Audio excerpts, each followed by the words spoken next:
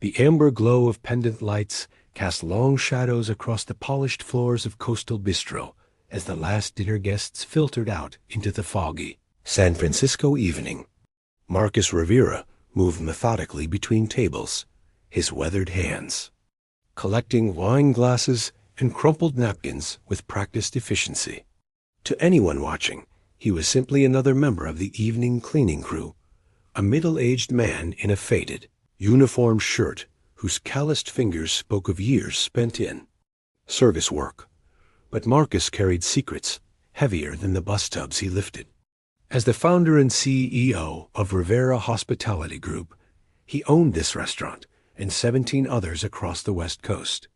Tonight marked his third week working undercover in his own establishment, a decision born from mounting concerns about employee satisfaction and operational blind spots that never appeared in his executive reports. The dining room had emptied, except for the soft clatter of dishes being cleared and the distant hum of the industrial dishwasher.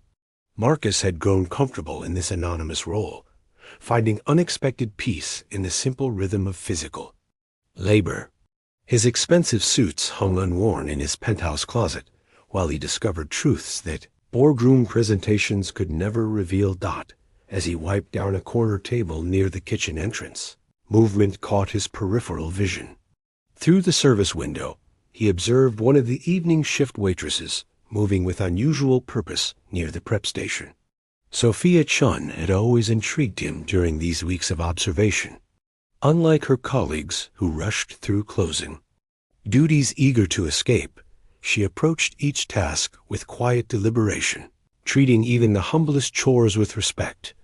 Now she stood beside a steel counter, carefully wrapping items in clean kitchen towels. Marcus positioned himself closer, curiosity overriding his usual caution about maintaining his cover. Sophia's movements held no trace of guilt or hurried secrecy. Instead, she handled each item with the tenderness one might show precious cargo day old. Dinner rolls still soft from the warming drawer, portions of roasted vegetables that remained perfectly edible despite minor presentation flaws, containers of soup that had been prepared fresh but never served. Her dark hair fell across her face as she arranged everything in a worn canvas bag, but Marcus glimpsed enough of her expression to recognize something profound. This wasn't the furtive activity of someone stealing food for personal gain. The care in her movements, the way she tested the temperature of items with the back of her hand, the gentle wrapping that would preserve warmth, these were the actions of someone with a purpose far more noble than theft. Sophia glanced around the kitchen once before shouldering her bag, but her scan held no paranoia. She was simply ensuring her departure wouldn't disturb others still working. When her eyes briefly met Marcus's through the service window, she offered a small, weary smile before heading toward the employee exit. Marcus found himself frozen in place, cloth in hand, mind racing with questions. In his years of business leadership, he had encountered every form of workplace misconduct imaginable. This felt entirely different. The respect Sophia showed for the food, the obvious care in her preparations, the exhaustion etched in her features. That spoke of burdens extending far beyond a restaurant shift. All of it suggested a story he had yet to understand. The fog outside pressed against the windows as Marcus continued his cleaning duties, but his thoughts remained fixed on the woman who had just disappeared into the night, carrying her mysterious cargo with the solemnity of a sacred mission. Part 2. Hearts in the Rain. The November drizzle had transformed San Francisco streets into mirrors reflecting neon signs and streetlights.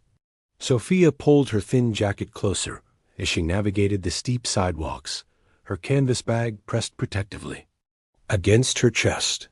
The warmth from the containers inside provided small comfort against the evening chill that seemed to seep through every layer of clothing she owned. Her destination lay 6 blocks from Coastal Bistro, in a part of the city where tourists rarely wandered and city council meetings rarely addressed. Beneath the concrete overpass, where Highway 101 thundered overhead, A small community had taken root among the shadows and forgotten spaces. Sophia knew every face here, every story that had led to this place of last resort. She found them huddled around a makeshift fire contained within a rusted barrel, their silhouettes dancing in the orange glow. Veterans mostly, their ages ranging from barely 30 to well past retirement. Men and women who had served their country only to find themselves abandoned by the system they had sworn to protect. "Evening, gentlemen." "Evening, Rosa," Sophia called, softly as she approached. The group looked up with expressions that transformed from wariness to genuine warmth. These were people accustomed to being invisible, to having their existence acknowledged only when someone wanted them to move along. "Sophia, sweetheart," called out Miguel, a former Marine whose left leg had been lost to an improvised explosive device in Afghanistan. "You didn't need to come out in this weather." She knelt beside the fire, unpacking her bag with the same careful attention she had shown in the restaurant kitchen.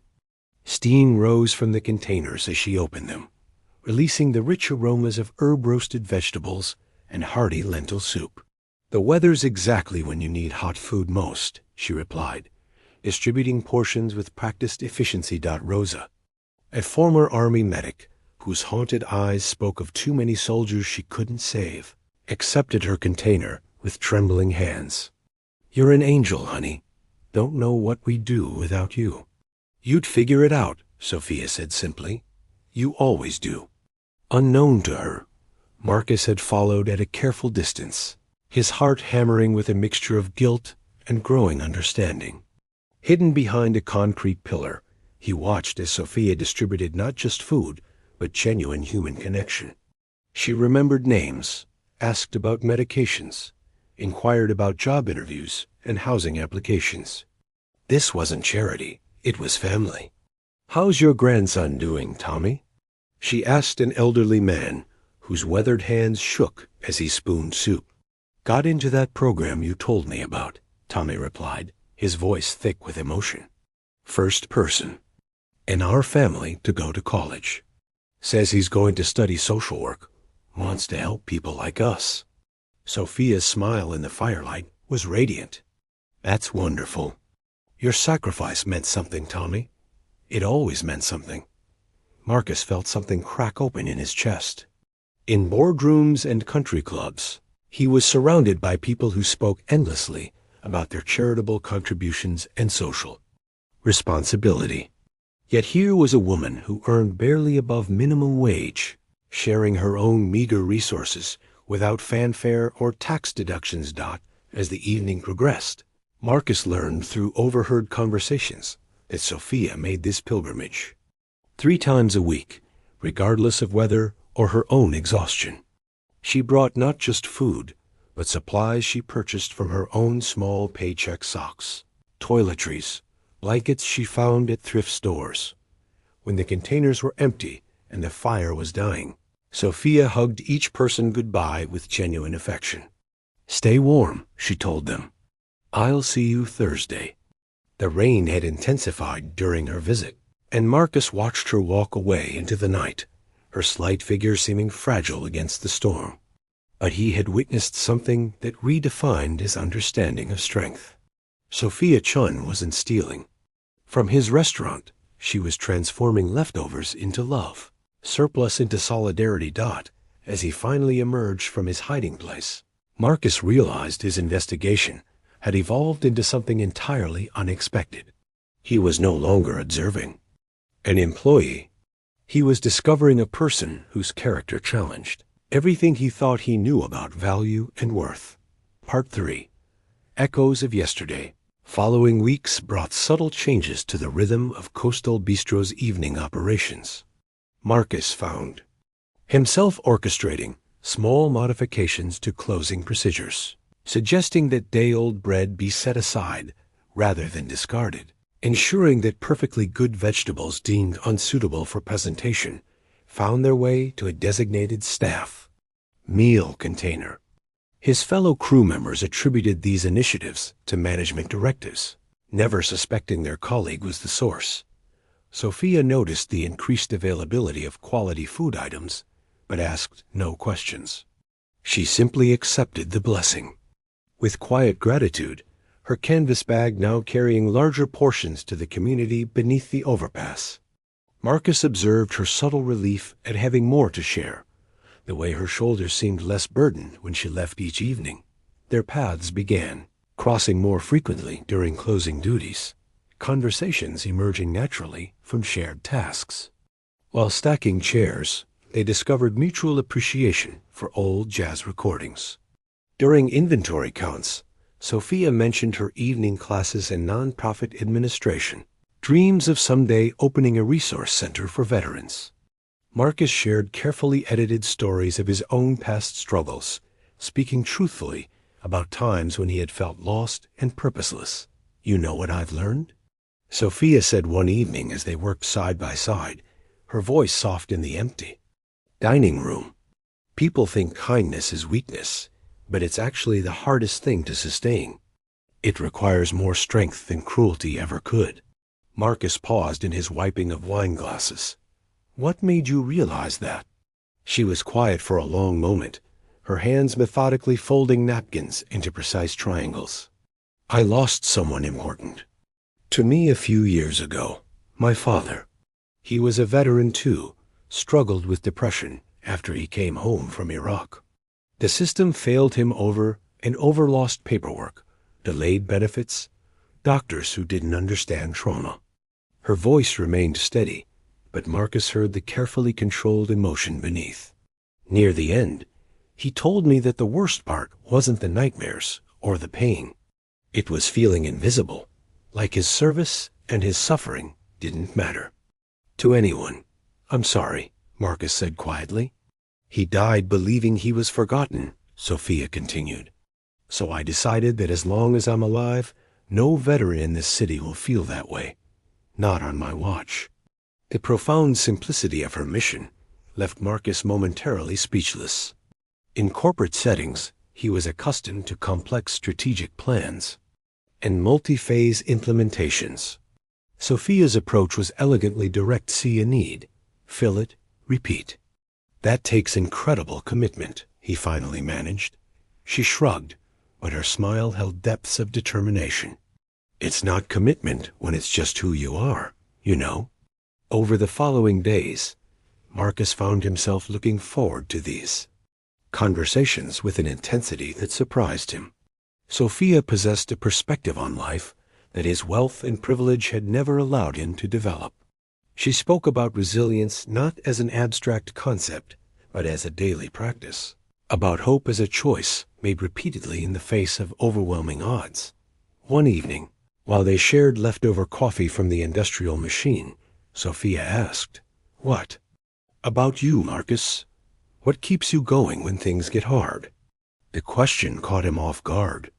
For years, his motivations had been external stock prices, expansion goals, competitor analysis. But lately, watching Sophia's quiet heroism, he had begun questioning whether success and significance were the same thing. "Honestly," he said, "I'm still figuring that out." She nodded, as if this was a perfectly reasonable answer. "Sometimes the journey is more important than the destination. My father used to say that the measure of a life isn't what you accumulate, but what you contribute." The revelation came on a fog-shrouded evening in late November, when San Francisco's November mist transformed the city into something ethereal and otherworldly. Marcus was wiping down tables near the restaurant's large windows when Sophia approached, with a small, weathered photograph in her hand. "I want to show you something," she said quietly, settling into the chair across from him. "It's connected to why I do what I do." The photograph was clearly taken from a phone camera with unsteady hands. It showed the Golden Gate Bridge pier at night, illuminated by amber streetlights cutting through thick fog. In the image, a figure stood at the railing, a man in a dark coat, his posture suggesting someone carrying unbearable weight. Marcus's breath caught in his throat. He recognized that silhouette, that moment, that night that had changed everything.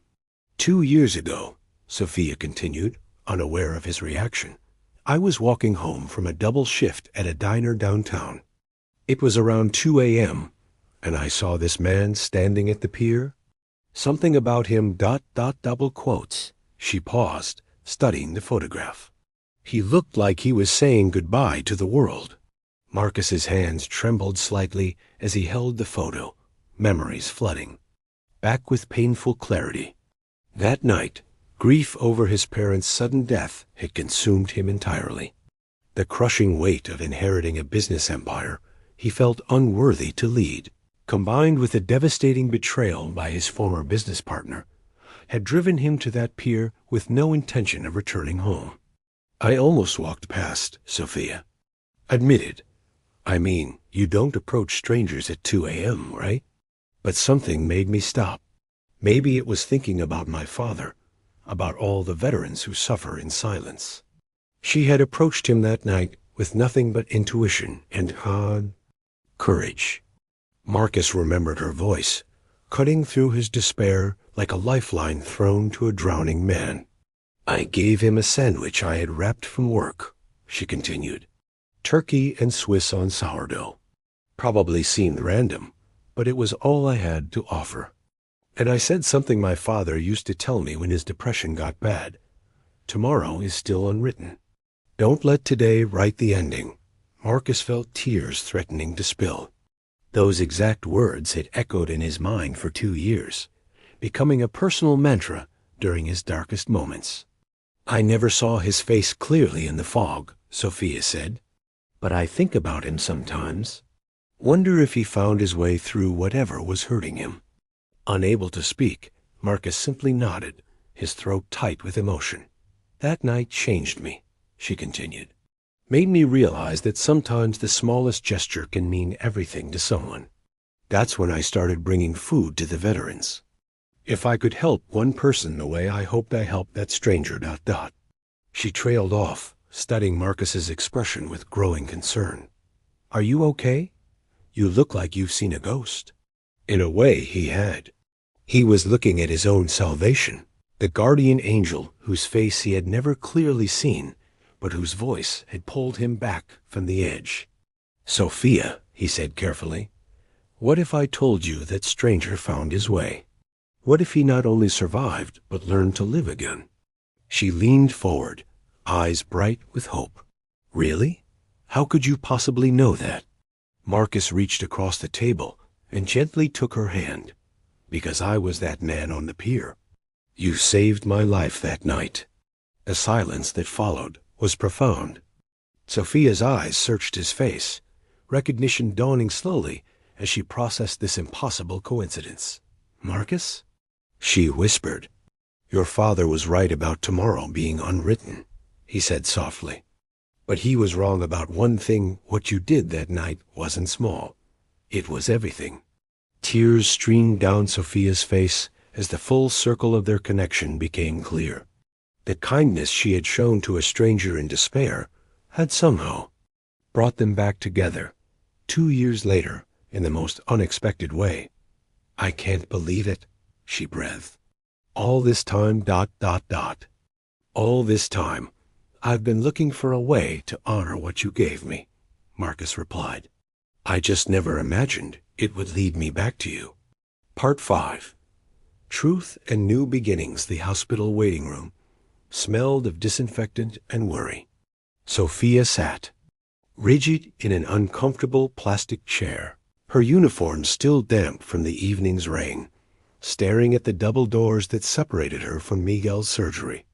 The former Marine had collapsed during her usual visit to the underpass, his weakened heart finally succumbing to years of stress, poor nutrition, and untreated medical conditions. Marcus had followed the ambulance, abandoning all pretense of maintaining his cover. When paramedics asked about Miguel's emergency contact, Sophia was the only name he could provide. Now they sat together in the fluorescent-lit limbo of the cardiac wing, waiting for news that could go either way. He's going to be okay, Marcus said quietly, though uncertainty colored his voice. You don't know that, Sophia replied, her composure. cracking. Miguel's been putting off seeing doctors for months.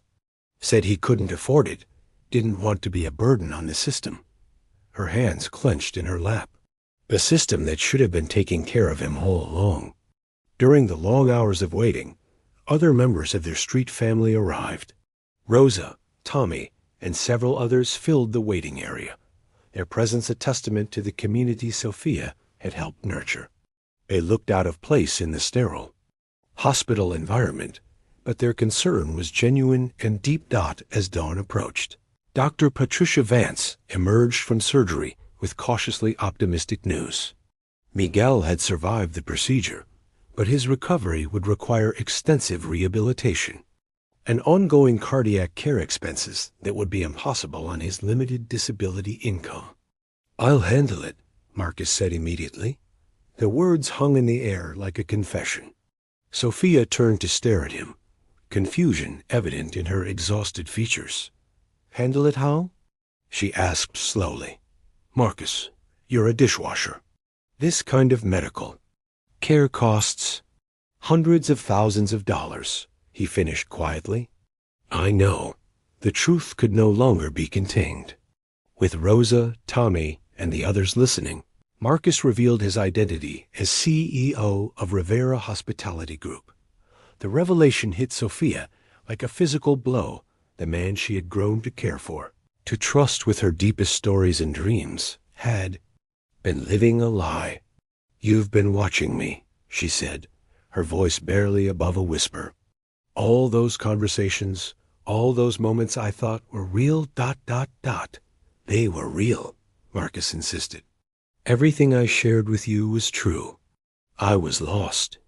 When I came to work in that kitchen, trying to find meaning in something beyond profit margins and stock reports, you showed me what that looks like. By deceiving me." Sophia stood abruptly, anger and hurt warring in her expression. "I told you about my father, about why I do what I do, and all the time you were conducting some kind of social experiment."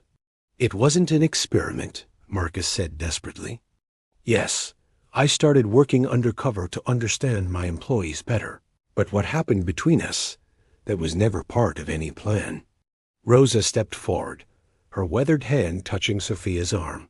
"Honey, does it matter who he is, if Miguel gets the care he needs?" "It matters because trust matters," Sophia replied, tears streaming down her face. "It matters because I thought I finally met someone who saw the real me, not someone who needed saving or fixing." Marcus felt his heart breaking. "I do see the real you. You're the strongest, most compassionate person I've ever met. You save lives with leftover bread and spare change. You turn scraps into dignity." "Stop," Sophia said, backing away.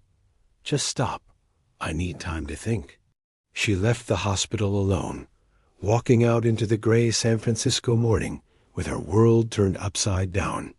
Behind her, Marcus stood surrounded by the community she had built, feeling more lost than he had since that night on the pier 2 years ago. But over the following days, as Miguel recovered and the full scope of Marcus's commitment to covering his care became clear, something shifted.